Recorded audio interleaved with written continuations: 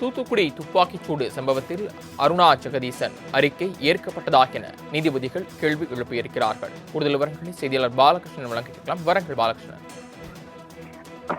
வணக்கம் சரவணன். தூத்துக்குடி துப்பாக்கிச்சூடு சம்பவத்தில் நீதிபதி அருணா ஜெகதீசன் ஆணைய பரிந்துரைகள் மீது எடுத்த நடவடிக்கை என்ன என்பது குறித்து அரசு தரப்பில் ஒரு வாரத்தில் அறிக்கை தாக்கல் செய்ய உயர்நீதிமன்ற மதுரை கிளை உத்தரவு பிறப்பித்துள்ளது.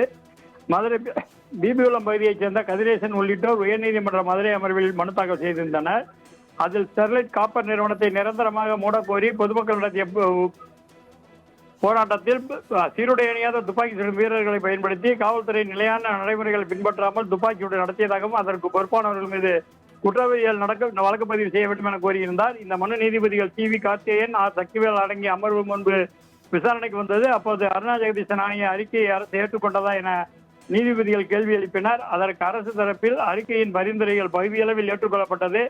மேலும் ஆணையத்தின் அறிக்கை குறித்து அமைச்சரவையில் விவாதிக்கப்பட்டது. சம்பந்தப்பட்ட அதிகாரிகள் மீது துறை ரீதியான நடவடிக்கைகள் எடுப்பது உள்ளிட்ட பரிந்துரைகள் பரிசீலனையில் உள்ளது என தெரிவிக்கப்பட்டது. அதனைத் தொடர்ந்து நீதிபதிகள் ரூபாய் 30 லட்சம் இழப்பீடு மட்டுமே வழங்கப்பட்டதா என கேள்வி எழுப்பினர். நீதிபதி அருணா ஜெகதீசன் ஆணையத்தின் பரிந்துரைகள் மீது அரசு எந்த அளவுக்கு நடவடிக்கை எடுத்துள்ளது என கேள்வி எழுப்பினர்.